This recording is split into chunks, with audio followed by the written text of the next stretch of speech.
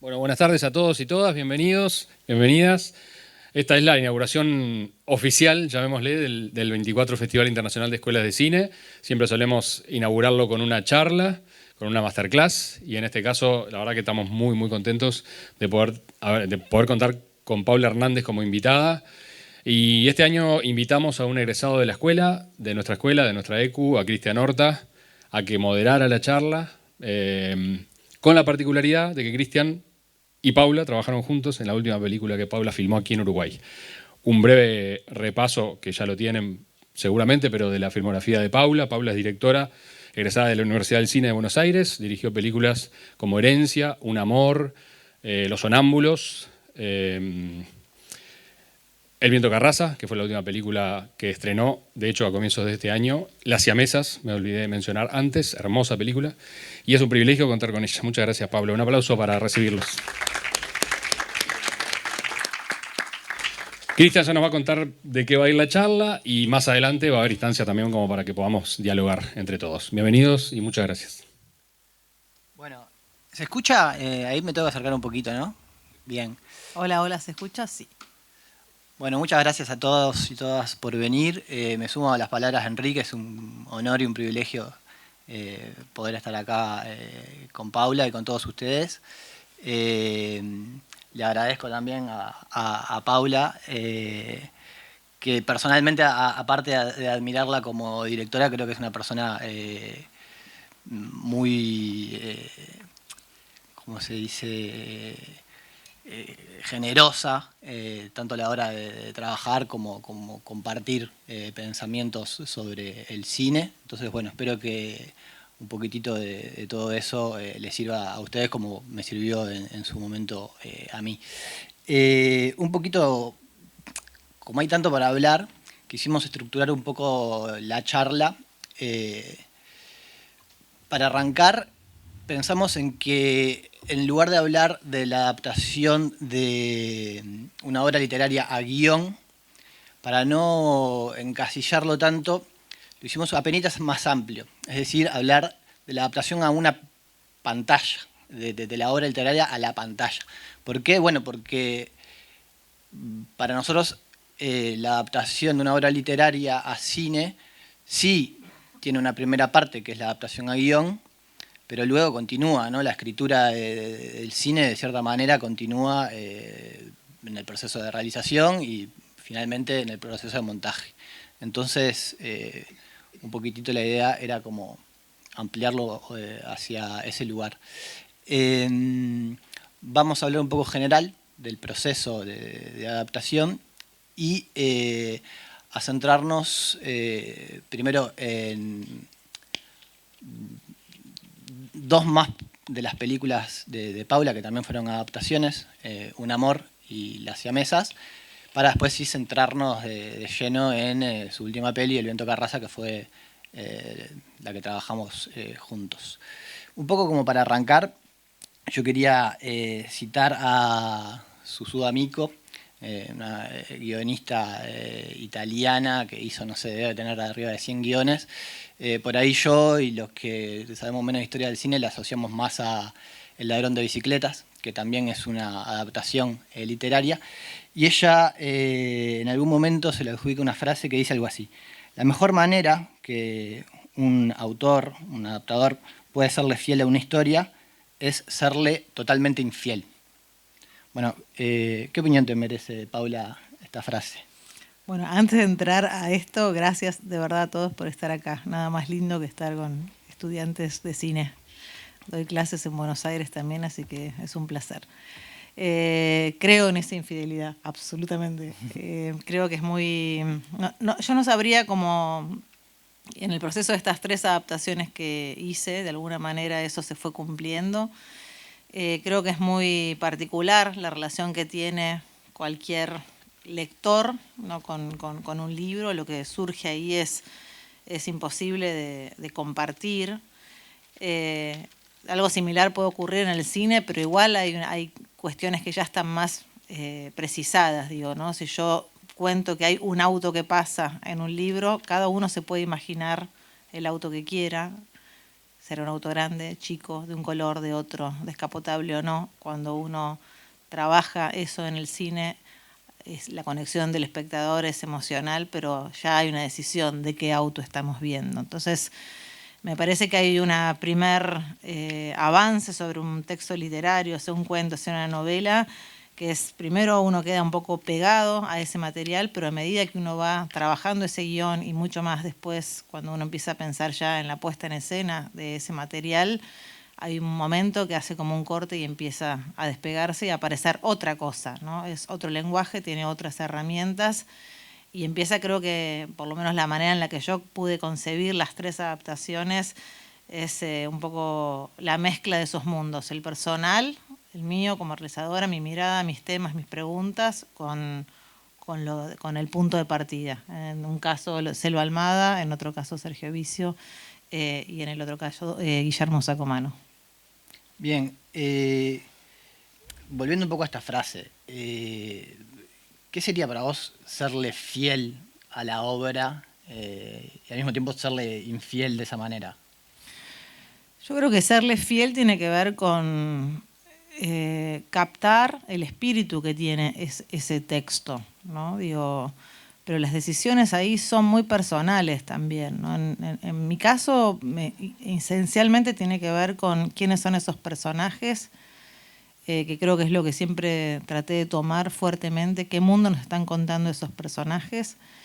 Y después algo que a mí me interesa especialmente, que tiene que ver con la sensorialidad que transmiten esos textos. Hay gente que puede tomar la decisión de, no sé, de enfocarse en la trama. En general estas fueron además historias en las que las tramas no son tan grandes, sino que está mucho más centrado en esos personajes y en cierta transición pequeña, ¿no? Que de alguna manera abordan desde el inicio hasta el final de las historias. Creo que tiene que ver con eso, con tratar de captar la esencia. A mí me gusta mucho cuando o los autores o el público dice, uy, veo todo lo que me imaginé de Selva Almada, pero además veo otras cosas, ¿no? Y creo que tiene que ver un poco con eso, con captar la esencia. Bueno, un poco en relación a esto último que decías, dentro de el hecho de transformar una obra literaria en una película o una serie, hay, digamos, como distintos niveles, ¿no? Como para pasarlo a algo bien básico, tendríamos por ahí lo que es más una adaptación pura y dura, ¿no? Que por ahí yo lo vinculo más con adaptaciones más de industria, ¿no? Por ejemplo, yo qué sé, yo de chico era fan de Harry Potter y me encantó ver Harry Potter la 1 porque había un montón de cosas que pasaban que yo me imaginaba cómo estaba descrito que estaban tal cual, ¿no? Con muchos universos similares, películas o series que están hechas para fans, se repite un poco eso, que las adaptaciones buscan complacer esas ganas de ver en imágenes muchas cosas que los libros.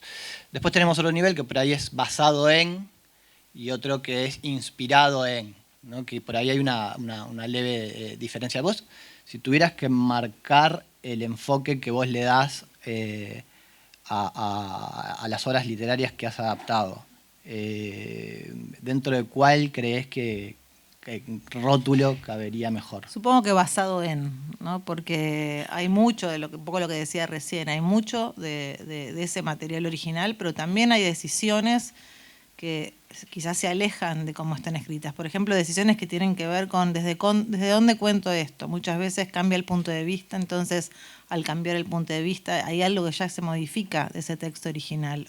O la temporalidad, ¿es la misma o es otra? ¿Tomo todo el arco temporal o me dedico a concentrarme en una parte o en otra? Me parece que empiezan a hacer decisiones que hacen que ese material original empiece a tener otra forma, más allá de que después empieza todo lo que tenga que ver con una escritura ya más personal, pero digo, esas decisiones para mí son fundamentales y son, creo, las que te diferencian un poco de este tipo de películas que en general pueden no ser siempre comerciales, pero en general tienen que ver un poco más con esa decisión, ¿no? De tratar de darle al espectador lo más cercano posible a lo que vivenció cuando leyó. Bien, entonces, si te entendí bien, un poco como que tu intención es aportar, de cierta manera, tu mirada sobre la obra literaria. Yo creo que sí, que es un poco como una fusión entre esos dos mundos, sí. Bien. Cuando uno hace una adaptación, hay a grandes rasgos como 3 cosas que tenemos que tener presentes para adaptar, ¿no? Una es el contenido, ¿no? La trama, los personajes, este universo sensorial que se desprende de lo que uno lee. Después las dimensiones de la historia. Ahora enseguida vamos a ver un poco los trailers y a meternos un poco más en los ejemplos puntuales de las pelis de Paula, pero ahí hay una diferencia entre las 3 adaptaciones, que hay una que es de un cuento largo, ¿no? Hay otra que es de un cuento bastante corto, La siamesa, con la cual después se hizo una peli de hora y pico, y bueno, la novela de Salva Almada, El viento Carraza, que sí en dimensiones es más una peli, digamos, ¿no? Y después lo otro a tener en cuenta es, que ya sobrevolamos un poco esa idea, es el medio, ¿no? Hay cosas que se pueden presentar en una obra literaria, pero que en el cine no, y viceversa, ¿no? Cosas de los monólogos internos o de las cosas que se dicen al pasar, que presentarlas en cine es un poco distinto. A mí me gustaría ya empezar como a meternos un poco en las pelis. ¿Es algo que quieras? No, me parece que está bueno que vean quizás un poquito esos 3 trailers, ¿no? Vamos a ver. Y después empezamos a meternos en cada una de las películas. Bien, vamos a ver en orden de aparición, digamos, en la escena pública, los 3 trailers. El primero es Un amor, después Las siamesas y después El viento Carraza. Como mis capacidades técnicas son un poco limitadas, capaz que salta un inicio de la siguiente cosa que vamos a ver y le voy a poner pausa enseguida. ¿Está? Ahí vamos. Salió bien. Quedó bien, ¿no? Bien, tenemos la difícil tarea de hablar de estas 3 películas sin spoilear ni las películas ni los textos los cuales están basadas. Bueno, primero, a mí me parece curioso qué fue lo que te llevó después de varias obras, cortos como películas, todas con guiones originales, con Un amor, que te picara el bichito de hacer una obra adaptada. Fue bastante casual y de alguna manera creo que las 3 tuvieron su gran parte azarosa de cómo llegué a esos materiales. Yo estaba escribiendo, había hecho una película que se llamaba Lluvia y estaba en festivales y estaba empezando a escribir una historia sobre un trío de una pareja con alguien más que entraba ahí. Y estaba reflexionando sobre eso y Sergio Vicio, que es el autor de Un amor para toda la vida, se llama el cuento, me regaló el libro se llama Chicos. Y cuando lo leí entendí que había algo de eso que yo estaba queriendo pensar y escribir que se asemejaba un poco a lo que aparecía en ese cuento.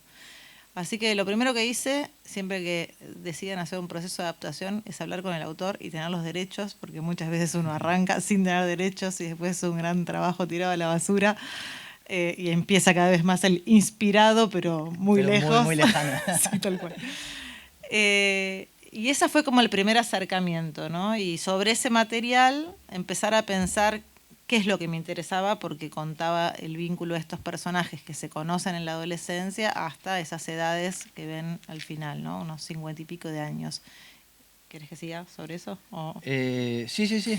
Entonces digo, me interesaba lo que ocurría fuertemente en la adolescencia y lo que ocurría en el mundo adulto, pero el cuento, en principio, tenía 2 diferencias con lo que fue la película. Uno es el punto de vista, esto está contado desde el personaje de Peretti, que es un escritor, entonces todo lo que sucede es a partir de su punto de vista, de su perspectiva.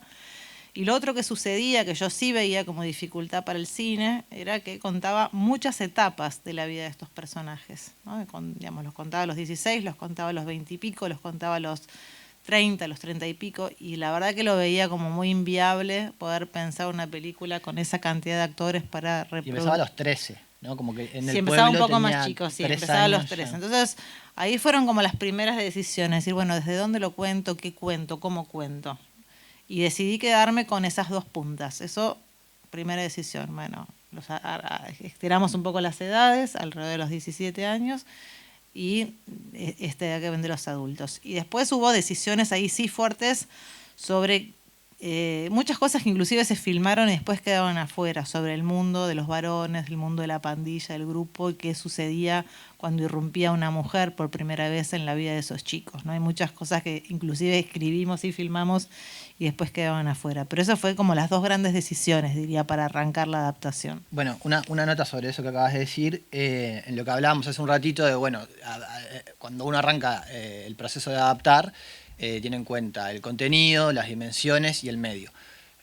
Lo que yo interpreto de lo que acabas de decir es, bueno, hubo algo que ya a vos te fue como guiando, que está directamente vinculado al medio. Es decir, si yo tengo 3 actores que tienen que ser los mismos a los 13, a los 14, a los 16, y de ahí en varias etapas de la vida hasta los 50 y pico, ya en términos de producción es otra complejidad y capaz que pasa este reto, hacer que la trama o cosas que tienen que ver más con la esencia quede en un segundo plano por toda la quemadura de coco que te va a hacer esto, ¿no? A mí me sucede además que cuando yo veo películas donde ves tantos actores que hacen un personaje, a mí hay algo que me empieza a alejar más que acercarme a la historia. Eso es personal, también tiene que ver con lo que a cada uno le gusta y le interesa el cine, ¿no? Eso como punto de partida también. Bueno, acá decías en el cuento que es un amor para toda la vida, que ahí le sacaste esa partecita. Lo primero que decidiste fue, junto con esto, vinculado al contenido, variar el punto de vista. Sí. ¿No? Es más omnipresente, digamos, en la peli. ¿Eso un poco a qué crees que se puede haber debido, esa elección de no centrarte en la voz del guionista? Supongo que me interesaba contar también, darle como una entidad, digamos que el personaje de Bruno, que es el que hace Peretti, es el que de alguna manera va rigiendo el relato, es quien decide qué queda, qué no queda, qué opinión tiene sobre cada personaje. Y a mí me interesaba un poco más el mundo de Lisa y de Lalo, que son los otros dos personajes, y la forma era o darles el punto de vista de ellos o abrir esto, digamos, de una forma más omnisciente. Hubo una etapa de proceso de guión en que que había casi, diría que 3 miradas, la de Lisa, la de Bruno y la de Lalo, y después eso lo fuimos simplificando y quedó como un relato más omnisciente. La película va y viene en estos dos tiempos, entre el pasado y el presente. El pasado tenía muchísimo desarrollo y el presente también, pero o sea, se focalizaba en ese encuentro. Y esto sí también tiene que ver con una reescritura que no es la reescritura de guión ni lo que sucede en el rodaje, sino que tiene que ver con el montaje, que el montaje también es una escritura con lo concreto, digamos, con lo que se filmó, con lo que está, con lo que no está, con lo que quizás cambia de sentido. Y empezamos a pensar, era muy larga la película, y empezamos a pensar qué es lo que más nos importa contar, el mundo de los adultos o el mundo de los chicos. Y yo decidí que eran los adultos, y entonces que la ida al pasado era para potenciar algo de lo que sucedía en el presente. Como eso también fue una escritura que cuando uno lo lee después, si uno agarrara la última versión de guión y la película, no es que hay una diferencia enorme, pero son como cosas que se van afinando a medida que uno va avanzando en el proceso. Volviendo un poquitito a eso que decías del primer contacto con el autor, ¿no? En este caso, que vamos a ver que en El viento carroza fue un poco distinto, vos te encontraste con el texto y hablaste con su autor. ¿Qué tanta participación tuvo él en el proceso? Sí, él no tuvo que ver con la adaptación, pero pensemos sí, que era mi primer proceso de adaptación. Era un autor que era amigo, alguien que conocía y que conocía lo que yo filmaba y yo conocía lo que escribía. O sea que había una confianza que en ese sentido para mí nos jugó a favor. Es un autor que además es director también, entonces tiene una mirada sobre el lenguaje cinematográfico.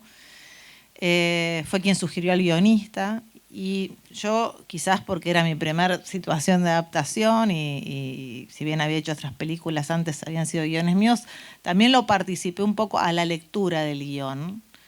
Y ahí son esos lugares que decís, bueno, no sé si hay que escuchar tanto al autor. Digo, las otras experiencias que ahora vamos a entrar un poco más profundamente fueron lo opuesto y para mí fueron mejor como decisión de trabajo. A veces pienso cuánto me pesaban algunos comentarios de Sergio. Si bien hice la película que quise, digo, no es que tuve un autor diciéndome qué tenía y qué no tenía que hacer. O sea, hay como un ruidito ahí que te genera también darle esa participación al autor. Digo, creo que hay que entender que son dos lenguajes totalmente distintos y que las herramientas son tan diferentes para narrar. Cuando hay alguien que está en el medio porque hace las dos cosas, yo creo que a él se le hacía más difícil también terminar de desprenderse del material. Ahora que nombrabas que él es director y aparte guionista, ¿no? ¿Sentís que de una forma hay algunos textos, quizás como estos, que ya te invitan un poco a filmar cuando los estás leyendo, de la forma en que describen los escenarios y las Sí, situaciones? era un relato como muy llevadero, muy también cinematográfico. Diría que de los tres textos es el texto más cinematográfico, digo, narrativamente, por cómo está construido. Era el más clásico también. Y era muy visual. Sí. Y él te presentó a tu co-guionista, ¿no? Lionel Sí. Di Agostino. Hay como un pequeño paréntesis, ¿no? Aparte de la adaptación, ¿cómo es el proceso, tu proceso de trabajo, cómo fue evolucionando con Lionel? Porque también escribir de a dos o de a Sí. más es como otro mundo aparte, ¿no? Nosotros encontramos una forma, de hecho las tres adaptaciones las hice con él, una forma muy aceitada, ya en un mecanismo que fuimos encontrando en el proceso mismo de trabajo. Primero reflexionamos mucho sobre lo que decidimos que se va a adaptar, o muchas veces tiene que ver con lo que yo quisiera contar, y entonces empezamos, más bien es lo que yo quiero contar, y ahí empezamos a trabajar juntos. Primero es definir es el mundo, cuáles son los personajes, armamos biografías muy largas de los personajes, no muchas cosas que después no están en la película, pero que es información que los actores tienen, que el elenco tiene y que uno tiene, ¿no? Digo, como cuando a mí me molesta mucho cuando uno ve una película y hay un texto y hay como una sobreexplicación del texto para que el espectador entienda. Yo creo que uno puede entender a veces con una parte de una frase o de un gesto porque hay una historia y si eso está bien construido antes, eso se tiene que poder ver en la totalidad. Entonces dedicamos mucho tiempo a hacer esas biografías. Después empezamos a trabajar sinopsis cada vez más larga con desarrollo. No siempre hacemos un tratamiento, en general hacemos escaletas. Todos saben, ¿no? Lo que es. Sí, ok. Hacemos escaletas largas con desarrollo. Cuando un diálogo es realmente importante, quizás lo incluimos de ese desarrollo, de esa escaleta. Y después de que diría que ese es el trabajo más arduo, de pasar y repetir y volver a leer y ajustar. Y cuando sentimos que eso está, ya la situación de entrar a escribir escenas es muy fluido y lo dividimos. A veces es por secuencias, a veces es por cantidad de escenas. Él escribe una parte, yo escribo la siguiente. Cuando las tenemos, las intercambiamos y trabajamos sobre lo que escribió el otro. Con mucha libertad en el sentido de, bueno, podemos realmente reescribir, tachar, cambiar, o sea, no hay una cuestión de no te cambio a vos porque vos, no, es algo que se discute y es un diálogo permanente. Perdón, Eso. siento que se me va a olvidar una cosa. ¿Qué tanto vuelven o volvés a la obra original una vez que inicias el proceso? Hay un momento que la abandonamos. Creo que al principio uno sí está más atado, más pendiente de eso. Después quizás cuando empezamos en esta etapa de las escaletas, de ir cada vez más en profundidad con la escaleta, quizás vemos que hay algo que no está funcionando, entonces quizás sí volvemos a revisar. Ya en la instancia de escritura de las escenas no volvemos. Y después hay una instancia que es posterior al trabajo del guionista. Yo con él en general llego a una segunda versión. Y después siempre, hasta que uno hace la película, pasa un tiempo y ya tiene que ver con una escritura más relacionada a la decisión de la apuesta y de la dirección. Si bien cuando yo escribo hay mucho de la idea de dirección en mi escritura, digamos, hay escenas que quizás tienen un desarrollo más de prosa, bueno, vos lo leíste, ¿no? Como un desarrollo más de prosa o son muy sensoriales, porque eso ya tiene que ver con mi forma de escribir en relación a cómo quiero filmar, pero después sí viene como profundizar en relación al rodaje y cuando van apareciendo los actores o los lugares o el equipo. El cine es un trabajo colectivo y en ese sentido hay como un diálogo permanente y muchas cosas se van ajustando cuando leo escenas con los actores, cuando probamos cosas que no funcionan y entonces empezamos a ensayar y reescribo sobre eso. Diría que yo llego a una instancia de rodaje con un guión muy cerrado, pero también puede pasar que hay algo que cambie en la situación del rodaje. Y eso creo que tiene que ver con todo ese trabajo previo que es bastante profundo, me parece. Como creo que la libertad la puedo encontrar también, ahora vamos a ver un par de ejemplos de eso, porque hubo todo ese trabajo anterior.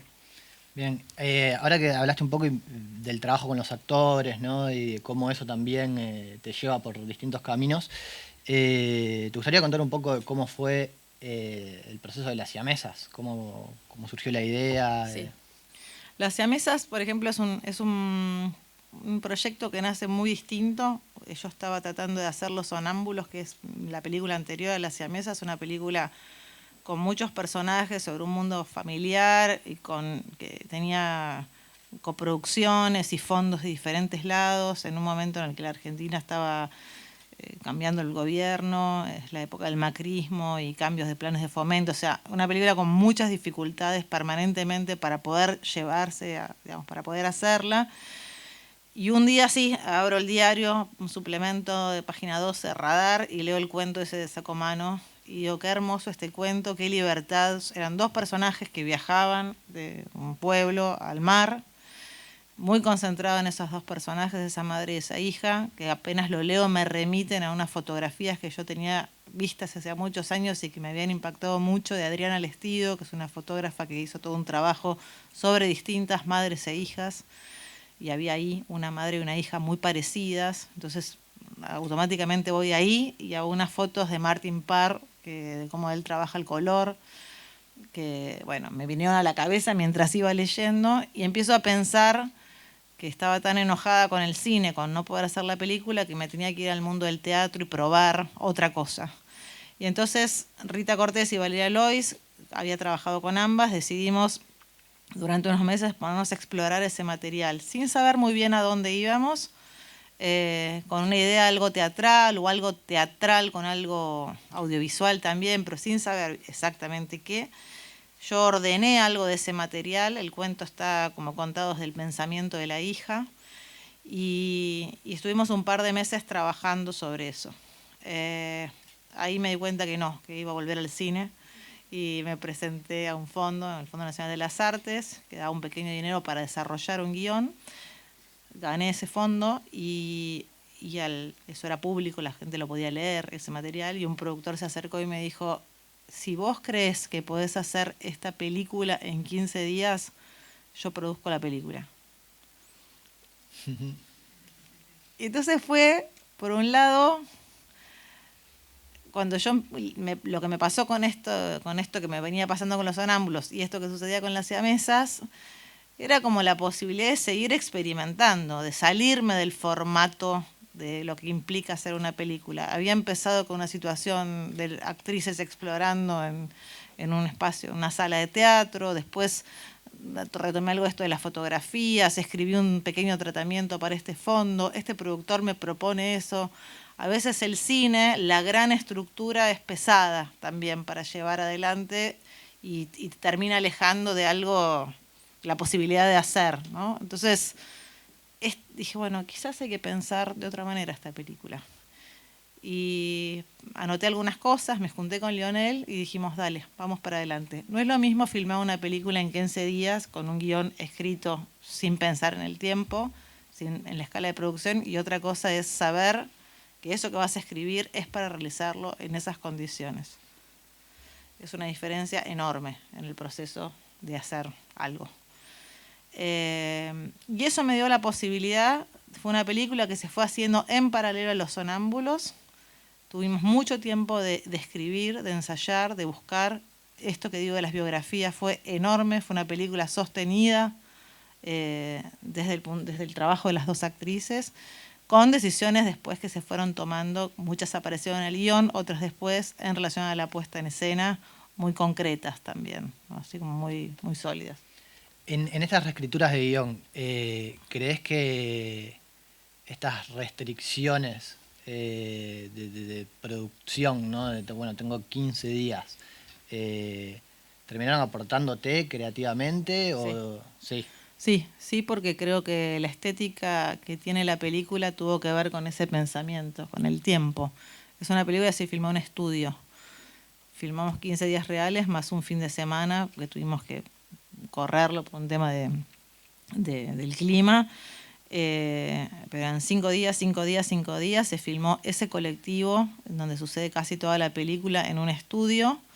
Todo lo que tenía que ver con el movimiento, las luces, se diseñó todo un sistema de luces para que ese micro, digamos, se moviera. Se filmaron después los paisajes que aparecían en las ventanas. Se filmaron solo 2 tomas en movimiento real con el micro para poder después en postproducción repetir esa vibración y recrear todo el sonido. Y después cuando filmábamos los exteriores, día del micro, era en el mismo playón de estacionamiento. A mí no me gusta la luz de estudio, a veces siento como la mentira ahí del estudio, salvo que esté muy muy bien trabajado. Entonces filmamos en el exterior y íbamos rotando el micro en función del sol, porque los reflejos, como pegaban en los asientos, en el cuero, en las ventanas, le daba una vida distinta. El esquema fue muy austero, era un equipo casi como de un corto, diría, un poquito más grande que un cortometraje. Y entonces fue como un experimento, todo era un ejercicio de probar cosas. Y después nos agarró la pandemia, entonces también todo lo que fue la postproducción tuvo un grado de artesanalidad que en general uno no tiene ese tiempo para dedicarle al sonido o al montaje o a los efectos. Y entonces creo que de punta a punta fue algo un experimento tras otro, en medio de estar haciendo otra película que era mucho más convencional en algún sentido. Y entre comillas, como más opulenta, ¿no? Sí, bueno, no sé si pretenciosidad, pero digo, fondo de acá, fondo de allá, claro. Actores, no sé, era como todo un gran tema. No es Transformers, pero no. Sí, bueno, de hecho parecía una película, Los Sonámbulos, más cara de lo que fue y todo, pero esto era como, yo me acuerdo de haber terminado de filmar y estábamos en la playa y estábamos con el fotógrafo y me dio como mucha emoción y le dije, creo que es la película en la que más libertad tuve de todas las películas que hice. Claro, eso es hermoso y aparte quiero como que guardemos esto un poco en nuestras mentes porque muchas veces sentimos que podemos filmar o contar las historias que queremos contar únicamente si tenemos determinado tipo de recursos, cuando en realidad muchas veces las restricciones que tenemos en cuanto a los recursos terminan jugándonos a favor y como vos decís, dándonos ciertas libertades creativas, ¿no? que están buenísimas. Hasta ahora, en los 2 casos, las adaptaciones parten de una búsqueda personal tuya. No es el caso del Viento que arrasa. No es el caso del Viento que arrasa. El Viento que arrasa, un día me llama Hernán Musalupi, productor de Cimarrón, y me dice que tiene hace muchos años comprados los derechos del Viento que arrasa y que había hecho un par de intentos, después había medio cajoneado el libro, es la primera novela de Selva Almada, y que después de haber visto Los Sonámbulos y Las Siamesas pensaba que había algo de ese universo que a mí me podía interesar. Yo la conocía a la autora, había leído otras cosas, no esta novela puntualmente, así que bueno, fue un poco, yo acababa de terminar, estaba como así en festivales de Las Siamesas, viendo un poco cómo seguir, y me puse a leer el material. Me gustó, me pregunté si era yo la persona para hacer eso, porque había temas que no tenían para nada que ver con cosas que yo trabajaba, digo, con el mundo religioso, el mundo rural, eran otro universo. Y lo leí varias veces, me acuerdo, y empecé a marcar qué cosas me interesaban y básicamente las cosas que no me interesaban de la novela. Es una novela A diferencia de este cuento largo o novel, ¿no? Como es Un amor para toda la vida, tiene una estructura rara porque va y viene en el tiempo, porque de golpe se centra en la vida de un personaje, abandona ese personaje y toma al otro. Son recuerdos, de golpe se pone más narrativa, de golpe hay cosas disruptivas como los sermones religiosos, así medio de la nada. Y entonces mucha gente decía que la novela esa era una novela muy cinematográfica. Yo no la veía cinematográfica, sí la veía muy visual y muy sensorial, cosa que eso me atraía mucho, pero no le encontraba una estructura narrativa para llevar al cine. Así que empezaron esos primeros encuentros con él, de compartir estas ideas, y básicamente dije, bueno, a mí hay dos cosas que me interesan hacer con este material. Por un lado, esta cosa de saltar medio al vacío a ciertos temas nuevos, era algo que me parecía como... ese mismo miedo me pareció un motor para ir a explorar. Pero hubo dos decisiones. Una fue la temporalidad. No quería contar una historia que fuera y viniera en el tiempo. El viaje es un elemento permanente en la novela, entonces dije, bueno, busquemos este viaje como excusa narrativa para poder contar todo esto. Y cambié el punto de vista, ¿no? El punto de vista es el punto de vista de la hija, que es una hija que, digamos, estos son dos padres que crían a sus hijos así en soledad, donde no hay madres, las madres están ausentes, hay una marca de esas mujeres en esos chicos. Y en esos hombres también, de alguna forma, con miradas muy opuestas sobre el mundo, ¿no? Uno que es un religioso y otro con una cuestión mucho más terrenal. Y me parecía que poner el punto de vista en la hija me permitía poder contar a las mujeres que estaban contadas en la novela y también me permitía acercarla un poco. Ahí es donde digo, aparece el mundo de uno, ¿no? Digo, muchas de mis películas trabajan sobre los adolescentes y sobre las familias y cómo esos hijos, hijas crecen con los pesos de las familias encima. Y entonces eso también lo acercaba un poco a mi forma de narrar. Y esas dos decisiones, así como diría de punto de partida, son las que les compartí con Hernán. Y me acuerdo que él me dijo, sos de las mías, que no le gustaba el mundo de los flashbacks. Y además, bueno, nada, el tema de que fuera la hija, también me dice, sí, entiendo por qué se está acercando a vos. ¿Y llegaste a hablar, como hiciste en los casos anteriores, con Selva y a comentarle algo de esto, de tu idea de mover el punto de vista?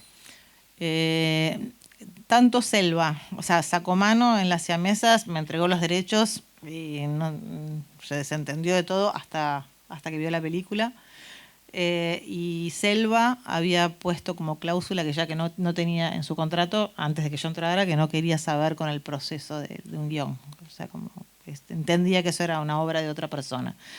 Entonces yo entré como con esa información y un momento sí decidí llamarla igual para hablar del mundo femenino. Ella tiene una trilogía sobre el mundo de los hombres, 3 novelas diferentes, y quería hacer algunas consultas sobre las mujeres. Y ahí le conté que estaba decidiendo contarla desde Leni, y ella me dijo algo que fue como así muy inesperado para mí. Me dijo, esto empezó siendo un cuento que se llamaba Leni. O sea, como que si bien la novela no tiene el punto de vista de la hija, arrancó desde algo que implícitamente está, porque es algo que, bueno, es de donde yo me valí para contar la historia, ¿no? Bien, ya que hablamos de esto, y para que sea un poco más visible la cuestión del punto de vista, teníamos ganas como de leer un poquitito el inicio de El viento que arrasa y después ver el inicio de la peli. Y a ver si opinan que si esto que estamos diciendo se ve o no. Bueno, soy medio chicato y me pone un poco nervioso hablar de multitudes, así que no me hagan bullying si te rastabillo leyendo, se los pido por favor. El mecánico tosió y escupió un poco de flema. Tengo los pulmones podridos, dijo, pasándose la mano por la boca y volviendo a inclinarse bajo el capot abierto. El dueño del auto se secó la frente con un pañuelo y metió su cabeza junto a la del hombre. Se ajustó los anteojos de fina montura y miró el amasijo de hierros calientes. Después miró al otro, interrogante. Va a haber que esperar a que estos fierros se enfríen un poco. ¿Lo puede reparar? Calculo que sí. ¿Y cuánto va a tardar? El mecánico se irguió, le llevaba 2 o 3 palmos y levantó la vista. Faltaba poco para el mediodía. Para la tardecita, calculo. Tendremos que esperar acá. Como guste. Comodidades no hay, ya ve. Preferimos esperar. Si Dios nos ayuda, por ahí termina antes de lo que piensa. El mecánico se encogió de hombros y sacó un atado de cigarrillos del bolsillo de la camisa. Le ofreció uno. No, Dios bendito. Lo dejé hace años. Si me permite, usted debería hacer lo mismo. La máquina de gaseosas no anda, pero en la heladera deben de quedar unas latas si quieren tomar algo. Gracias. Dígale a la señorita que baje. Se va a asar adentro del auto. ¿Cómo era su nombre? Brower, el gringo Brower. Y aquel es Tapioca, mi ayudante. Soy el reverendo Pearson. Se estrecharon las manos. Voy a seguir con otras cosas hasta que pueda ocuparme de su coche. Vaya, por favor, no se preocupe por nosotros. Dios lo bendiga. El reverendo fue hasta la parte trasera del auto, donde su hija Lenny se había sentado, enfurruñada, en el espacio mínimo que dejaban las cajas repletas de Biblias y revistas amontonadas sobre los asientos y el piso. Le golpeó la ventanilla. Lenny lo miró a través del vidrio cubierto de polvo. Él tocó el picaporte, pero su hija había trabado la puerta. Le hizo señas para que bajara la ventana. Ella abrió unos centímetros. Va a llevar un rato hasta que lo arreglen. Baja, Lenny. Vamos a tomar algo fresco. Estoy bien acá. Hace mucho calor, hija. Te va a bajar la presión. Lenny volvió a cerrar la ventanilla. El reverendo abrió la portezuela del acompañante, metió la mano para quitar el seguro de la puerta trasera y la abrió. Baja, Elena. Bien. Así arranca. Un poco la novela se centra en estas dos distintas paternidades, estos dos mundos, ¿no? Por un lado, el mundo rural, el mundo espiritual, algo más terrenal, digamos, ¿no? En el universo del mecánico y de su hijo. Y también personas más sedentarias y otras personas nómades, ¿no? Y un poco tanto Tapioca como Lenny funcionan en el libro como excusas para contar estos dos mundos y estas paternidades que a su manera cada uno, un poco parafraseando algo que dijiste por ahí, crían a sus hijos en base a sus creencias y necesidades, ¿no? Vamos a ver ahora el inicio de la peli. ¿Se ve un poco esto desde el punto de vista o lo sienten? Bueno, yo no los quiero condicionar, pero para mí ya cuando estás viendo mismo en la subjetiva de Lenny está como bastante claro desde el inicio de la peli, ¿no? cuál va a ser el punto de vista y se nota que... me gustaría después volver un poco sobre el tema del punto de vista, pero volviendo un poquitito para atrás, hablando de cómo empezó el proceso, ¿no? A diferencia de los anteriores, dijimos, esta vez vino Hernán Musalupi, productor, uno de los socios de Cimarrón Cine, y te dijo, che, tengo los derechos de este libro, quiero que los hagas vos. Un proceso, salvo que para mí... aunque para mí la película continúa siendo de autor, es un proceso más vinculado quizás a metodologías de cine de industria, ¿no? ¿Qué libertades o restricciones sentiste, qué diferencias, capaz que por ahí con trabajos que surgieron más de tu propia inquietud, sentiste que hubo en el proceso desde el vamos, por ser una peli que te llevó la idea de parte de un productor? En las otras películas yo había sido productora y en esta no iba a ser productora, eso también es una diferencia, ser productor o no de tu propia película. Creo que fue una muy buena combinación entre una película por encargo y una película autoral, porque en principio el llamado de Hernán fue: vimos estas películas tuyas, queremos algo de esta forma en la que vos imaginás para que adaptes esto. El corte final va a ser tuyo, ¿no? Digamos, las decisiones finales de eso, del relato son tuyas. Hay dos requisitos. Uno fue muy desde el arranque, que fue que los actores, básicamente el personaje del gringo y del reverendo, fueron actores que tuvieran un perfil internacional, Eso pensando un poco en posibilidades de venderla o de festivales, como cuestiones más allá del diseño de producción de la película. Y eso, por un lado, era estimulante y al mismo tiempo era, bueno, no porque sean internacionales cualquier actor puede hacer estos dos personajes, ¿no? Eran personajes muy concretos, más que nada el personaje del reverendo, donde el ejercicio de la palabra era tan contundente y tan presente, ¿no? Un poco algo de ahora, voy a decir algo sobre esto de la escena inicial, por qué está así esta escena. Y la otra fue cuando yo empecé a escribir, la película se iba a filmar en Argentina y yo decidí, la novela está planteada en el Chaco, en una parte de calor, pero más adentro del territorio, y yo lo llevé más hacia un litoral, a una zona fronteriza sin terminar de precisarla. Entonces empecé a escribir pensando en Argentina y en un momento hubo una decisión de producción de trasladar la película acá.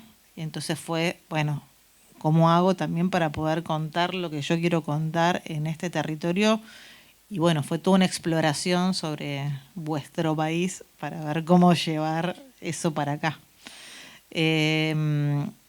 O sea que los condicionamientos fueron pocos en algún sentido, ¿no? Hubo esto sobre los actores, se filma acá, había un presupuesto que había que respetar, por supuesto, digo, cosas que se podían y cosas que no se podían, y dentro de ese presupuesto también hubo una negociación en decir, che, yo hay cosas que las quiero filmar medio documental, como que no necesito una estructura tan grande. Entonces se armó un diseño de la película en donde, por ejemplo, el taller se filmó acá en el Montevideo rural, que fueron 3 semanas de rodaje ahí, algunas otras locaciones cerca también, de, no sé, el pueblo, la escena inicial de la misa también se hizo por acá cerca.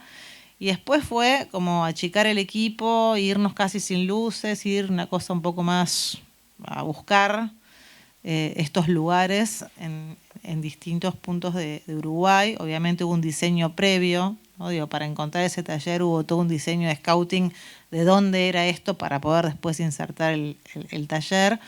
Y ahí nos fuimos de una forma más liviana. Yo también quería sentir esa liviandad de irte con un auto y 2 personajes y que se pudieran resolver de esa manera. Entonces también desde mí, ¿no? Digo, no solo era como yo quería, sino entender cómo poder optimizar ese presupuesto también, ¿no? Tener gente cuando la necesitaba y ir de una cosa más liviana cuando la película pedía eso.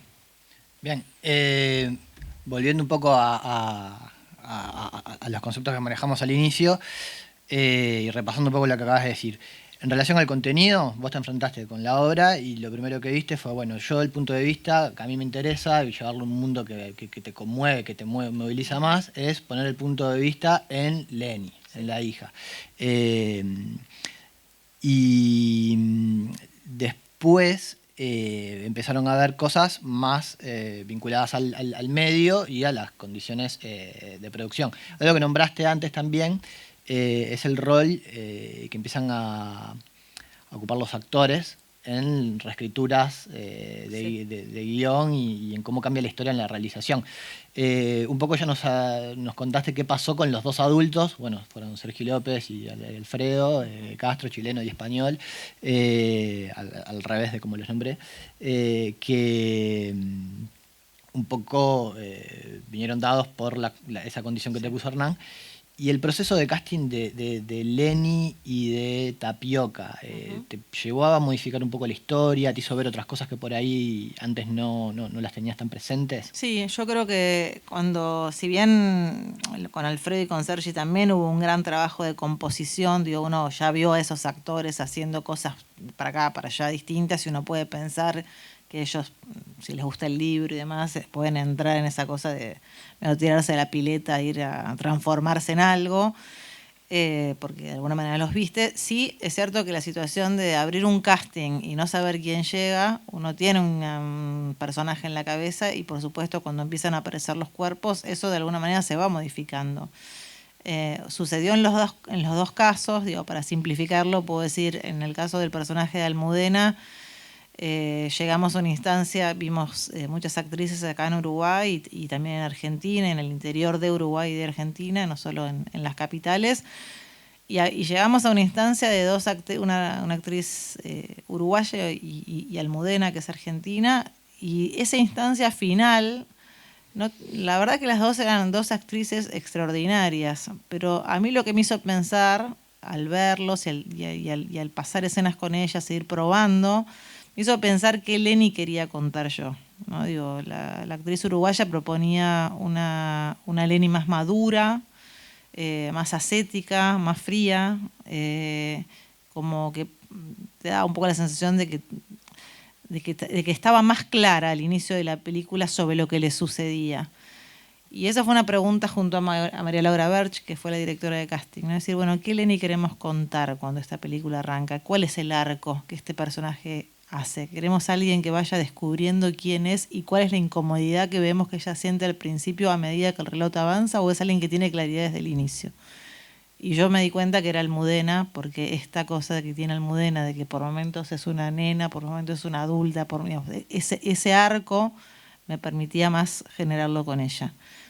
Entonces eso también es importante, ¿no? Los castings no tienen que ver siempre con si es un buen o un mal actor. Muchas veces tiene que ver con lo que la película pide o con quién da mejor para contar eso que un director está buscando.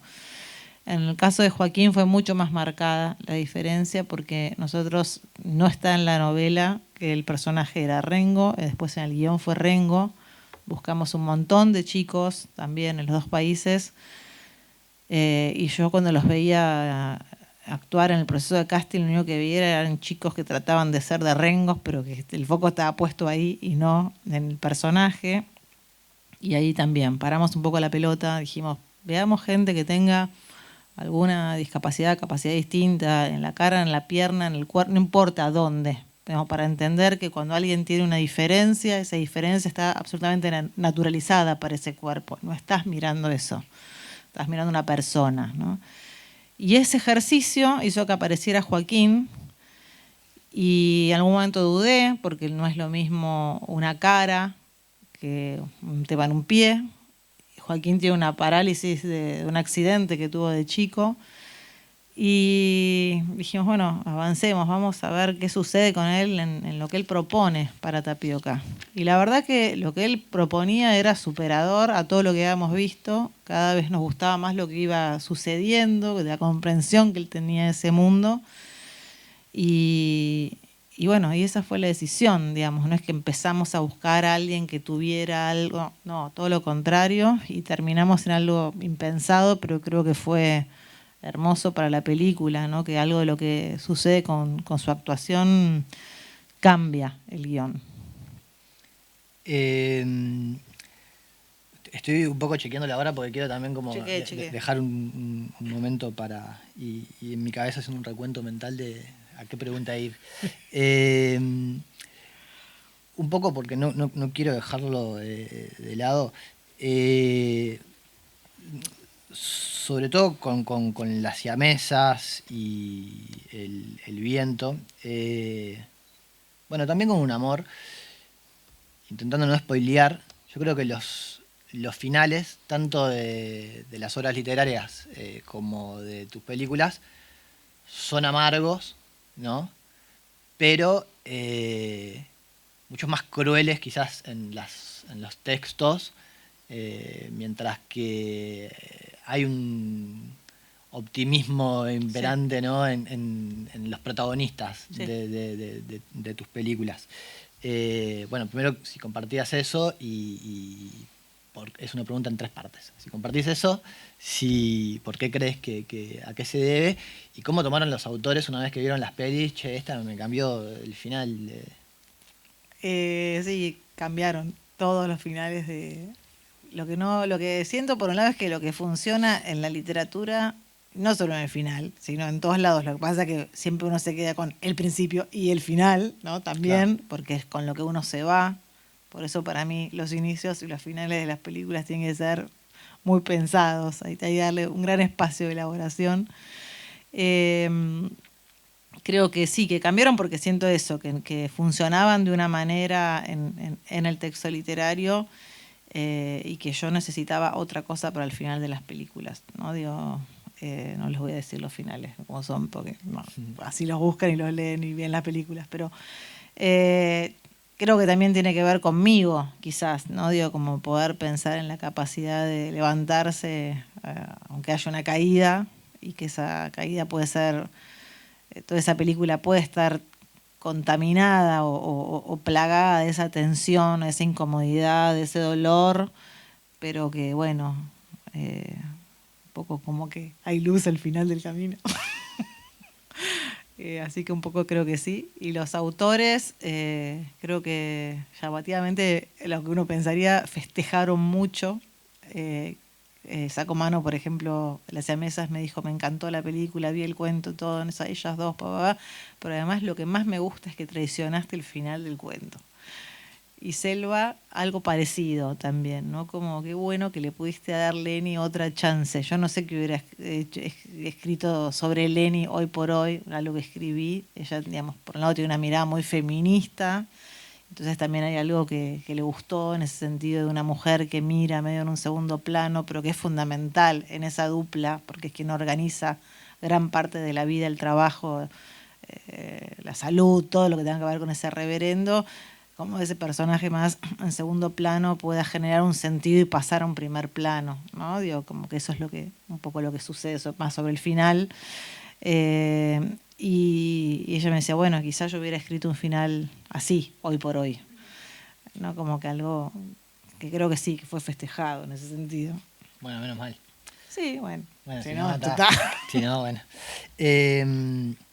Hay algo que para mí tiene también las siamesas y el viento, sobre todo, que lo conversábamos un poco el otro día, es como en obras que tanto las películas como los libros no lo son en principio, en determinados momentos y sobre momentos del final y de tensión, irrumpe, digamos, en tu narrativa como una cuestión ahí de cine de género, ¿no? Como una sensibilidad de cine de género, que a mí no me gusta mucho la palabra porque Sí, sí. todo es género, pero como más el thriller, terror, el thriller, sí. ¿no?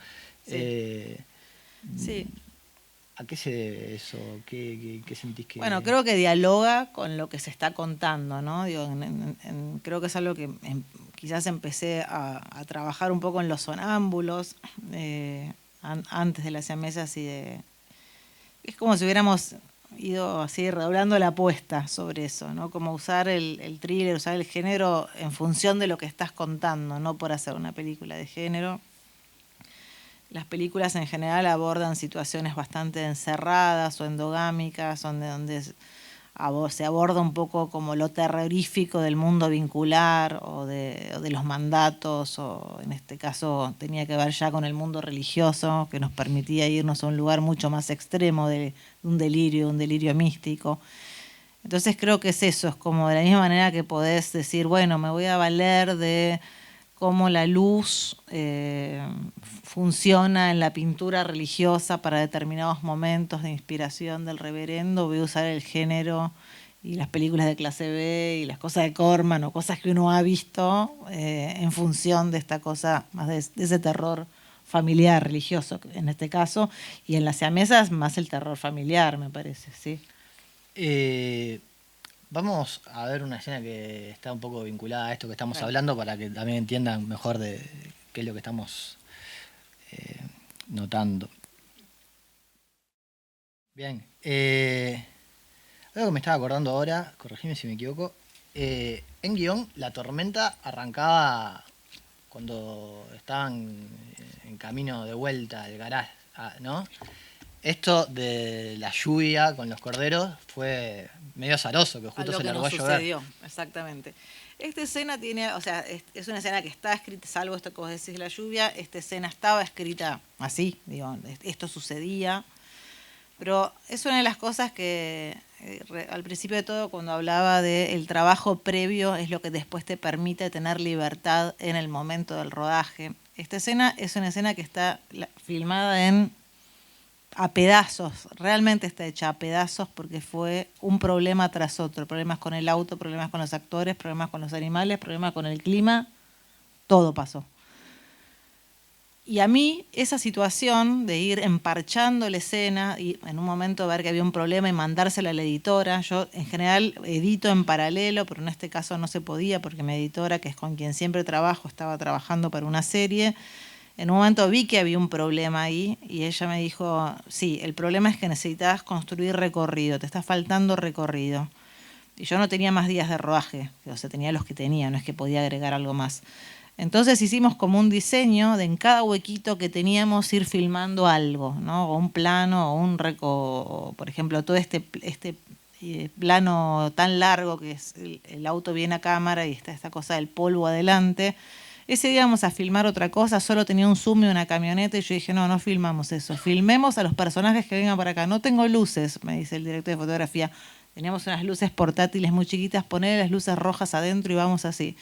Y yo veo eso, y es todo el universo de lo que vinimos construyendo, es absolutamente intuitivo en el sentido de que fue algo que inventamos en el momento. Pero también eso pudo suceder porque había una construcción previa, ¿no? O sea, sabíamos lo que estábamos contando. Lo mismo lo que dice Cristian, la lluvia se iba a desencadenar después, pero empezó a llover en medio de la toma de los corderos y tampoco llovió todo el tiempo. Entonces yo tuve que armar una escena en la que después tuve que componer lluvia en la postproducción. Fue una escena hecha a retazos, con muchas cosas impensadas, con muchas cosas de resolución en el momento, y al mismo tiempo siento que está todo esto que venimos hablando sobre la película y sobre el terror, contado de una manera distinta a como la hubiera... Está esa escena, la había pensado distinta y finalmente es esta, y creo que tiene como una vitalidad también, un aire cuando uno se puede correr de lo que está tan estipulado y tan precisado antes, ¿no? Sí, a mí un gran aprendizaje que yo saqué de todo ese proceso fue, como realizador, a mí me parece que está buenísimo improvisar y llevarse por la intuición, y que se puede hacer, pero se puede hacer bien, sobre todo si uno se sabe el libreto de memoria y sabe de dónde viene y hacia dónde va. Si uno tiene un trabajo previo atrás que te genera una base sólida, tenés esa posibilidad. Algo lindo que pasó ahí también fue el momento en que Alfredo agarró el cordero y lo subió, que eso nadie se le había dicho que lo hiciera, se dejó llevar por la inspiración divina. Unos bichos grandotes, ¿no? Fue un momento particular. No, porque aparte fue un momento que en el momento dije, yo me acuerdo que dije, ¿qué hace? Claro, no, bajalo. Yo dije, ¿qué hace? No, decirle que la baje, no. Y después lo terminé usando, ¿no? Digo, como esas cosas que también el actor fue a lanzarse a lo que a él le sucedía, porque aparte Alfredo es un actor muy visceral y de las cosas más interesantes del trabajo con él fue eso, ¿no? Cómo pone el cuerpo en cosas impensadas y que después, bueno, hay que saber cómo dosificarlos y cómo armarlo, pero es muy atractivo lo que hace. Y en este caso... Bueno, así como hubo otros problemas quizás con el texto o demás, había algo que hizo que, bueno, finalmente quedó. Che, a mí me gustaría hacerte muchas preguntas más, pero no quiero ser egoísta, no tenemos mucho tiempo. Abrimos, si les parece bien, un espacio para preguntas que tengan. Yo primero les quiero hacer una pregunta a ustedes. Tanto esta escena como la anterior que vimos de la misa, ¿están o no están en la obra original? La escena anterior de la misa, ¿está en la obra original o no está? Los que leyeron el libro no pueden jugar. La primera, la de la misa, ¿está o no está? ¿Está más o menos? Si quieren levantar las manitos, así no dicen de uno. ¿Quién opina que está en la obra original? ¿Nadie? ¿Todos creen que no está en la obra original? Acá digna para ¿Manuel? levantar. Sí. Yo imagino o que no está, o que está después del encuentro con el mecánico, pero imagino que puede no estar. Bueno, Hay otro tipo de misa. obviamente en el inicio no está porque eso ya lo sabemos. Eso ya lo develamos. Hay una misa así en otro pueblo, en otro momento, pero está corrida de... perdón. ¿Ahí se escucha? Ahí va. Sí. Que imagino que puede existir ese tipo de encuentro, pero en otro contexto, pero que así como está en la peli no existe en el libro. Bueno, Opino, no tengo idea, ¿no? Pero está bien.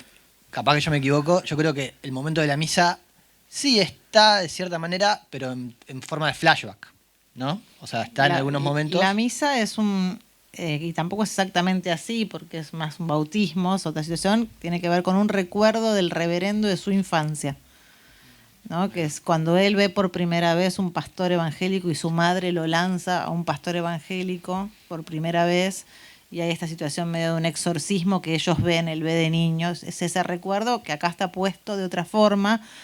Y en realidad lo que dice él es esto que yo decía antes, que el texto aparece en los sermones de forma medio disruptiva. Así, vos venís leyendo y de golpe una página que es un sermón. Esos sermones, es una película que habla sobre la fe, es una película donde la palabra tiene un valor y de alguna manera había que poder corporizarla. Y entonces esta decisión de ese inicio era: establece el punto de vista, establece quién es este pastor, establece lo que dice y cómo llega a sus fieles, establece la cercanía que establece con el cuerpo. Aparecen muchos elementos que están desperdigados en toda la novela, en cosas del pasado, y están puestas en ese presente. ¿Y la otra, la de los corderos, está o no está? ¿Está? ¿Quién vota porque está? Bueno, hay más votos por lo menos. Los votos son que sí o que no levantan la mano, no sé. Que está, dijeron 3, ¿no? ¿Vos crees que está? ¿Estás convencido que está? No, no está. Perdiste. No, esa es una Vos escena perdiste, del guión. Es una escena de guión. En la novela, los personajes, cuando están establecidos en un momento, en una noche en la que hay un gran conflicto con el gringo y con el hijo, quedan detenidos en ese lugar. Nosotros decidimos contar esto, que era el personaje del gringo, del reverendo, y la hija se van. Él se quiere llevar a este chico para su misión, digamos, que aparece ahí, y no lo logra. Entonces nosotros construimos este viaje en el que el tipo no puede creer que le haya sucedido eso, no haberlo logrado después de todo el trabajo que hizo. Es la primera vez, el tipo toma alcohol, ¿no? En ese alguien que vimos que no bebe alcohol en toda la película, y empieza a estar en un estado que aparecen estos corderos, que es un invento también, ¿no? Es como un elemento bíblico, empiezan a aparecer elementos bíblicos, las tormentas, los corderos y demás, pero no son de la novela.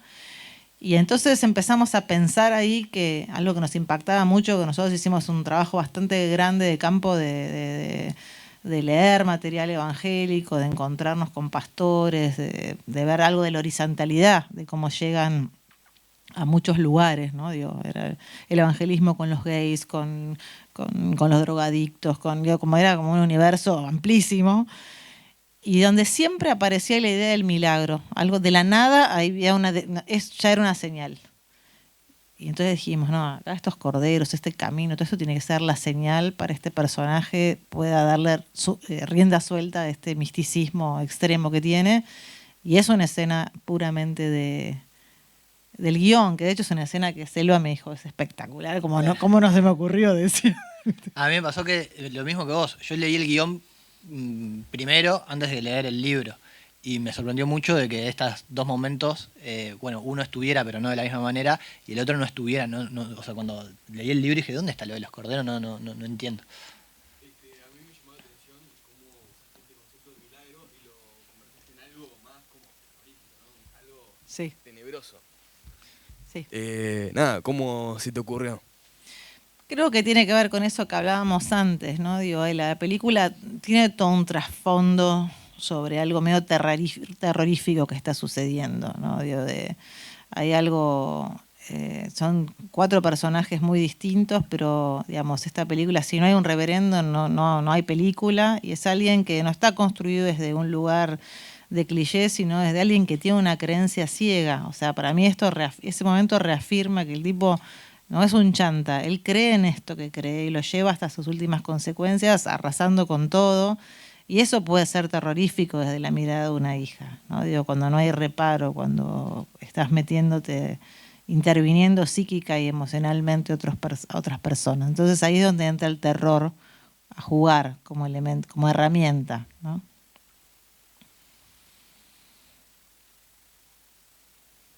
Sí. Buenas, primero felicitaciones por El viento que arrasa, que está muy buena. Yo no leí la novela original, entonces nada, te quería hacer una pregunta sobre el conflicto interno que tiene Lenny a lo largo de toda la película, que no voy a spoilear porque ya sé que no podemos. Pero nada, está muy presente está en la película y es algo que siempre en el cine es muy difícil de exteriorizar. Y que en la literatura no tanto porque se pueden tener monólogos internos y no sé cómo lo maneja la novela, no sé si es tan importante como es en la película, pero nada, te quería preguntar sobre sobre No este es tan conflicto. importante como en la película, justamente porque la mirada es más que nada la de el reverendo y la del gringo, pero sí está esta incomodidad de Lenny, ¿no? Digo, como esta idea de, hay muchos momentos de Lenny como con cierta admiración a su padre, pero también enojo por quitarla del resto del mundo, ¿no? Por no dejarla participar de otras cosas, por no tener un vínculo con la madre. Hay una escena muy fuerte en la novela que tiene que ver con el momento, el último recuerdo que ella tiene de su madre, ¿no? Digo, como toda esa infancia que él de alguna manera le roba. Entonces, permanentemente está como este enojo y esta admiración por el padre, ¿no? Como el reclamo que en la película existe sobre sos mi papá, o sea, no sos mi reverendo nada más. Que se lo dice así. Sí, lo dice tal cual. Y después hay algo también de esta idea que es lo que sucede sobre el final de la película, que está enunciado también en algún momento como un deseo de Lenny de yo me quiero quedar Yo acá. creo que la música también, ¿no? Cuando con su cassette y Sí. su... Bueno, eso es como construir un poco el mundo privado de Lenny, lo que en la novela se intuye en algunas cosas. La música es el espacio, es el mundo privado de Lenny, es lo que a ella le sucede, es la catarsis que ella puede hacer de lo que le está sucediendo. Entonces digo, también Lenny es un poco más chica en la novela, es un personaje más de 15, 16, y a mí me parecía también interesante correrle esa edad, ¿no? Como alguien que ya está, ya puede despegar a los 19 y que todavía está en un proceso como si fuera un poco más chica. Gracias. A ti. Para allá tenemos un compañero. Una consulta que me gustaría hacerte, como que dijiste que eras productora y luego pasaste a ser directora. Para ti, ¿cómo es el proceso como de adaptación de tus ideas a lo que te van proponiendo toda la producción, los actores y demás? Porque viste que a veces pasa, ¿no? Que quizás como directora vos venís con ideas planteadas, etcétera, y a medida que va transcurriendo todo rodaje, la situación, ¿tú cómo te vas adaptando a esas circunstancias? Mira, una cosa es cuando son mis películas y otra es cuando hago un trabajo para otros, realmente por encargo, ¿no? Que es como otra situación. Te llaman para dirigir una serie que, bueno, es casi como si te dijera, llevas tus herramientas y trabajás para ellos, pero entendés que es un trabajo por encargo. En las películas no me pasó nunca, inclusive no habiendo sido productora, de no sentir que podía hacer la película que yo quería hacer. En general siempre fueron guiones o ideas que yo llevé y que decidieron desarrollarlas conmigo. Digo, lo que cambia son estas cosas como, bueno, ciertos parámetros, ciertos esquemas. No sé, en otra película que hice también necesitábamos por un tema de coproducción que hubiera un actor de otro país, digamos, como algunos elementos, pero nunca dejé de tener la decisión sobre la mirada de la película, ni sobre el corte final, digamos, finalmente.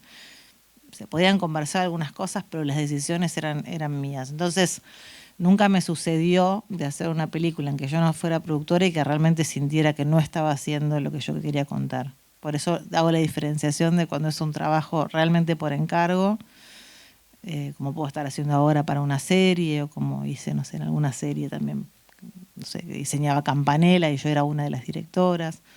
Pero no me ha sucedido eso en películas mías de ese tipo. Sí es distinto cuando sos productor, porque ahí vos tomás realmente todas las decisiones, ¿no? De cuál es el formato, de qué manera, en qué tiempo, dónde pones el dinero. Obviamente, al ser productor sos más dueño de la pelota para lo bueno y para lo malo, ¿no? Digo, te va mal, te va mal.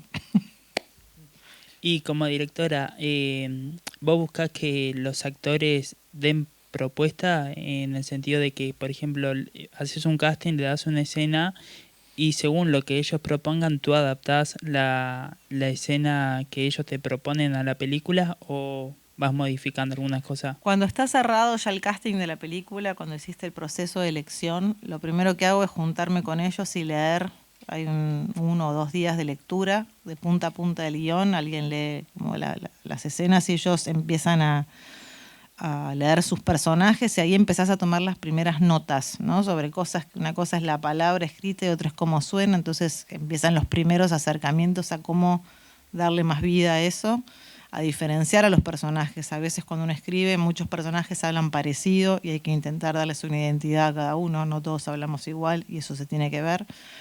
Y después sí, muchas veces yo no ensayo, yo creo que el cine es en relación a la cámara, ¿no? La actuación de cine es en relación a la cámara, no es lo mismo que un proceso de ensayo del teatro, ¿no? Donde tenés que pasar en una unidad de tiempo y espacio de muchas veces hasta que eso se encuentra, pero sí trabajo quizás como acercamientos, tonos, colores, eso, como acercamientos a las escenas. En esos acercamientos, que a veces son a partir de una escena, a veces no, lo que proponen los actores es mejor de lo que está escrito y entonces yo a partir de esos ensayos retrabajo esa escena y es la escena que se filma.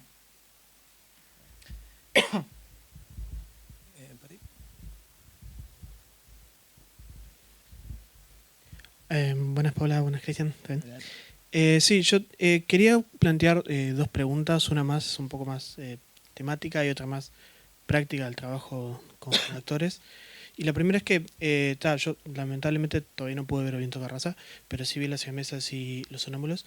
Y a mí hay algo que me llama como una atención, también un poco teniendo el contexto que vamos viendo acá del Viento Carraza, de lo que venimos hablando, que es como una especie de temática en las tres películas en torno a los vínculos familiares y un poco en contra de lo que uno consideraría lo clásico, ¿no? Que el vínculo de familia es como la fuerza, la unión, la comunión entre las personas, pero en estas películas es un poco más contrario, es como una especie de como en contra, un poco de protesta, un poco de desafiar esos roles y un poco de como ese veneno que corre por abajo de la piel de lo que es la familia.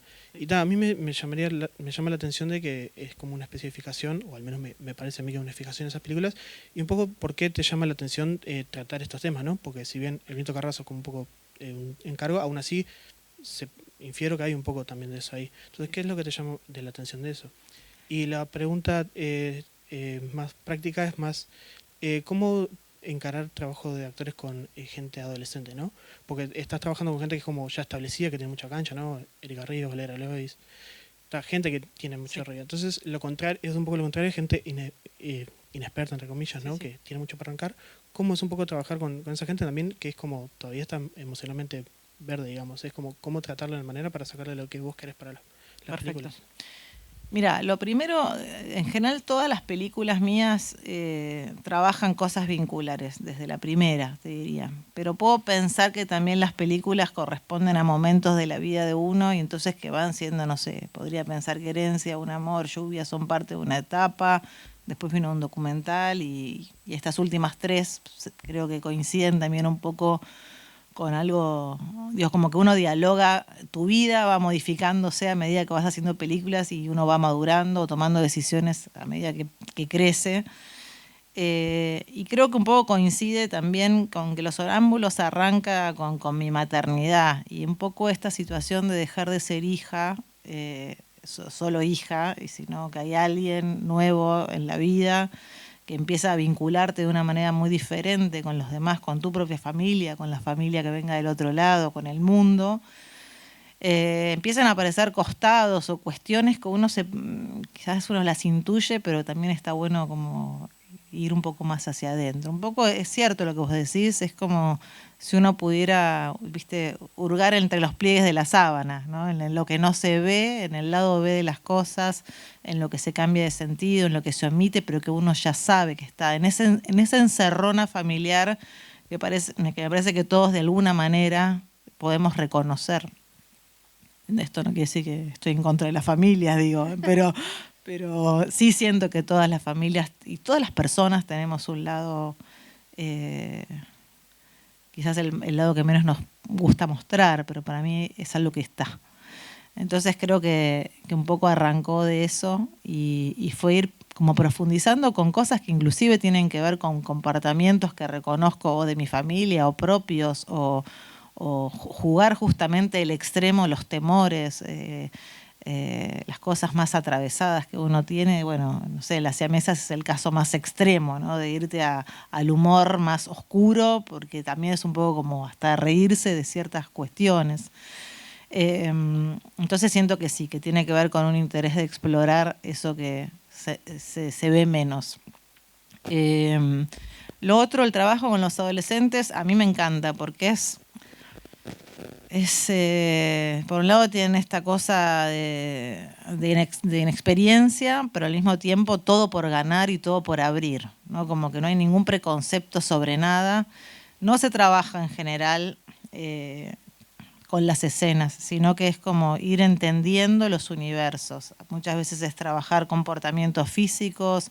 Por ejemplo, en Un Amor, que es una película que eran todos adolescentes, hacíamos muchas situaciones grupales de juego físico, ¿no? Esta cosa de los adolescentes que a veces no saben mucho cómo relacionarse y es más los empujones, las piñas, el cuerpo, como qué haces con toda la pulsión hormonal. Bueno, eran trabajos más de ese tipo y que eso nos servía, por ejemplo, para llegar al set con estos tres que se conocían de toda la vida, ¿no? Esos cuerpos. En todos los casos hubo un trabajo más de aproximación y no tanto de las escenas. En muchos casos también hubo trabajos con la voz.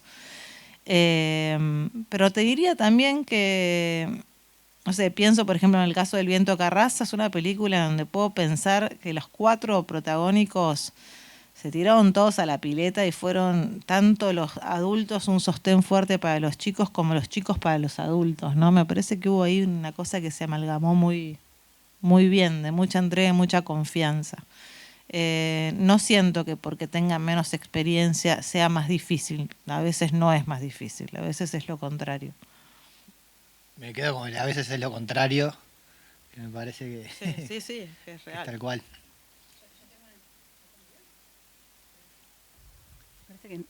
Ahí. Hola. Ahí.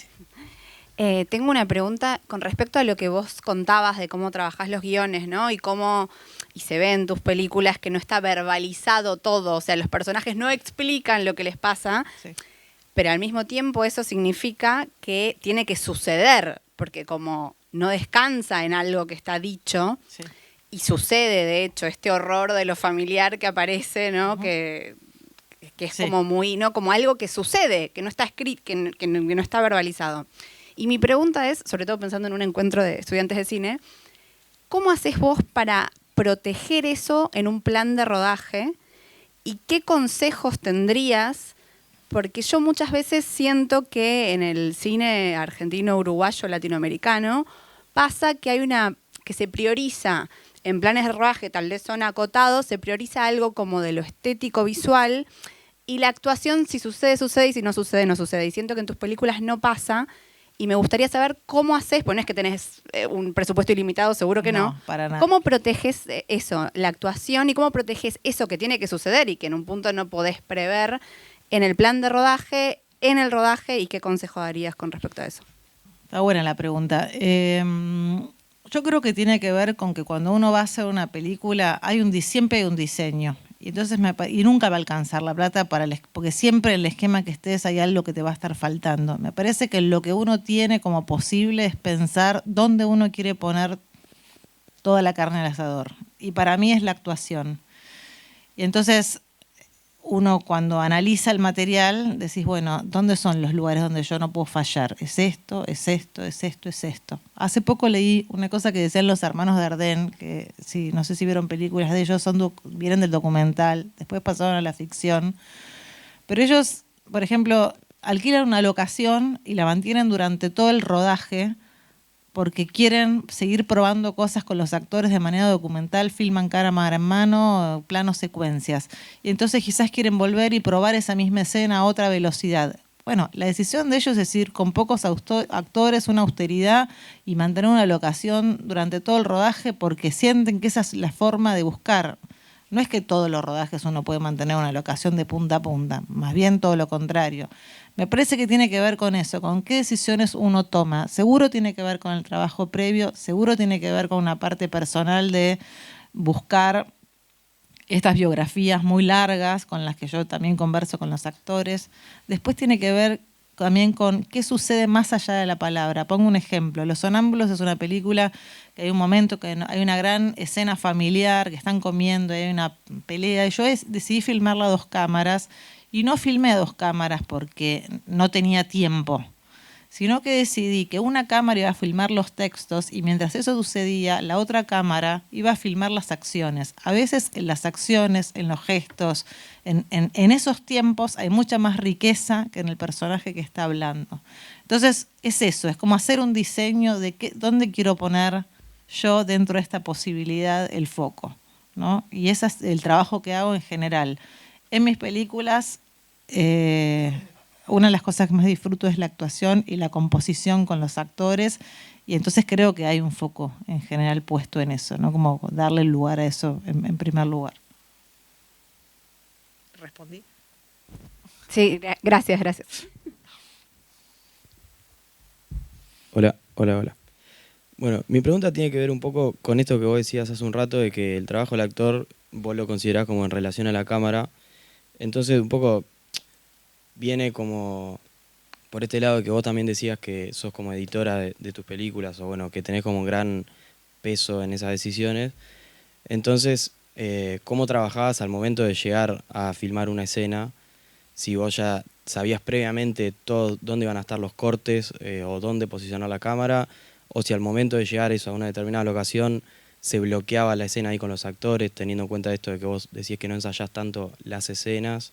Nada, ¿cómo trabajabas un poco eso? Hay un trabajo personal que yo me tomo cuando sé que la película se va a hacer y tengo ese guión final, digamos, que es el que va a ir a rodaje, más allá de pequeños ajustes que puedan seguir existiendo después. A mí me gusta dibujar toda la película yo. Es un tiempo que yo necesito para pensar. Y eso implica que cada escena la dibujo con mis dibujitos, hago toda la película dibujada.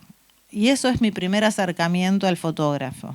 Y con eso, o al de dirección, o algunas personas así claves en relación a lo que tenés que armar, pero básicamente el fotógrafo.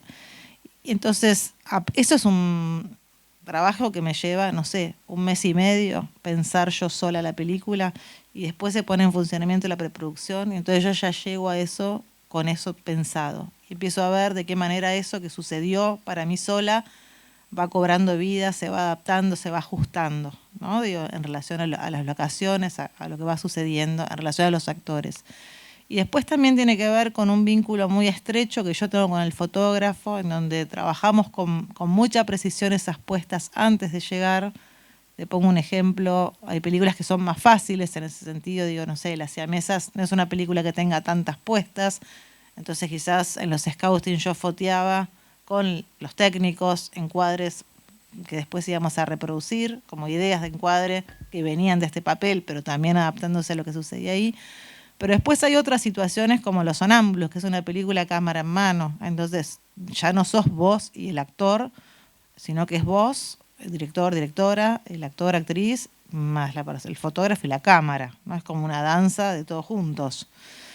Y ahí es donde yo al director de fotografía le doy rienda suelta, digamos, si bien hay pequeños ensayos como un boceto de lo que se va a hacer, muchas veces después en la escena suceden otras cosas, entonces yo le doy esa libertad al fotógrafo para que busque. Tiene mi libertad de decir, si ves algo que se va de esto, búscalo. Siempre uno puede volver para atrás y ajustar. Creo que tiene que ver con eso, ¿no? Con estar atento, con escuchar un poco lo que decíamos antes, ¿no? Si vos trabajaste mucho antes, hay algo que ya conocés, el territorio. Inclusive también entender que a veces hay escenas que quizás tienen diálogos, pienso en los que vieron Los sonámbulos, el final, es una escena que tenía diálogo, ese auto final, y yo a medida que íbamos haciendo decía, a ver, saca esta línea de texto, saca esta, y es una escena que no tiene diálogo, porque era superador lo que yo veía en relación a las miradas, a las respiraciones, a los silencios, a los tiempos, como estábamos contando la escena. Me parece que es un poco una mezcla de todo eso que va sucediendo.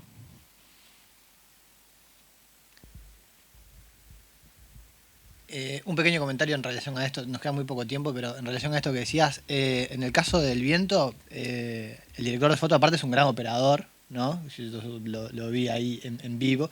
Y esto que decías del final, algo que pasó en el viento, que creo que se repitió también en alguna de tus otras películas, es que por ahí cuando llegó el momento de trabajar, de filmar el final, yo noté que cambió un poco la dinámica. O sea, que todo esto que venía ya como bastante pensado y discutido y estructurado, en el momento de la escena final propiamente dicha, tenías otro acuerdo con el fotógrafo. Como Bueno, los que vieron, sí, por ejemplo, en El viento de Carraza ocurrió eso, digo, para los que lo vieron, hasta que llega al auto era lo que estaba escrito, ¿no? Y bueno, lo cuento igual, que llega el personaje al auto y había primero una intención de que encendía un auto como para irse.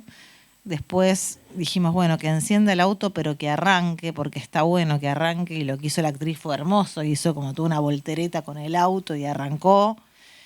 Y eso era lo que habíamos decidido como final, y otro día que estábamos, creo que fue el último día de rodaje, estábamos filmando otra cosa, había una luz increíble, y Iván, el fotógrafo, me venía diciendo del día 4, che, pero nos falta un primer plano de Almudena manejando, necesitamos ese...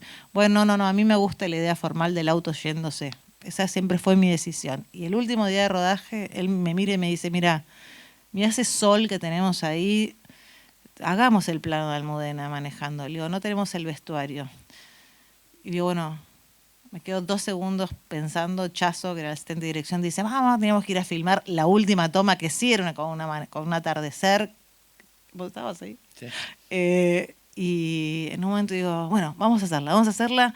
Y el vestuario me dice, Almudena, no, sacate la ropa, vas en corpiño, el plano va acá. Sí. Y ya subimos al auto, se puso a manejar, tipo hasta una tranquera, y van con la cámara, fuimos creo que sin sonido, o con un sonido medio así. Y ella, el plano está acá porque está en corpiño, no tiene el vestuario. Y cuando yo edité dije, menos mal que hice este plano. ¿No? Digo, como fue algo así, también re loco, que de golpe salimos corriendo, nos escapamos del rodaje principal para hacer eso. Y bueno, esas cosas, digo, también es escuchar, es estar atento al que vino trabajando con vos y viendo, ¿no? El equipo, no sé, los aportes de Cristian, por ejemplo, que era el continuista de la película, eran fundamentales. Alguien que puede mirar con un criterio sobre lo que se está narrando, pero que tiene un lugar un poquito más corrido a lo que a veces implica estar la dirección, que estás como en demasiados frentes. Entonces es un poco entre lo que uno desea hacer, lo que está sucediendo, lo que no sé, hay que saber filtrar y escuchar. Bueno, de eso se trata el cine también. Cuando digo colectivo, tiene que ver con eso, ¿no? Bueno, ¿alguien más tiene alguna pregunta?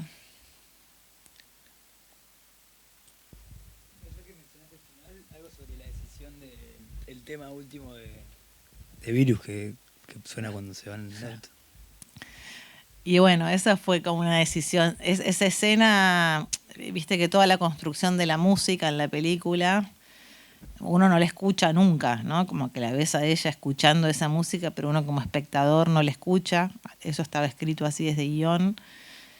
Me parecía que tenía que ver un poco con acompañar esa intimidad del personaje, y sí me parecía que ese tema, que es un tema que habla sobre la libertad y que para mí es un tema importante de mi propia adolescencia, que no es la adolescencia del personaje, me gustaba mucho ese tema, y me gustaba también que ocurriera de esa manera, de poder escucharla uno como espectador sobre el final, cuando hay una decisión de tomar el auto del padre, que está sin las cosas religiosas porque están en medio de un bautismo, como que empieza ella a pasar a primer plano, ¿no? Poder a usar el auto que el padre no le deja usar, poner la música que no le deja escuchar, digo, como un lugar de libertad justo con ese tema, que pasa desde algo chiquitito y se amplía ya más cinematográficamente.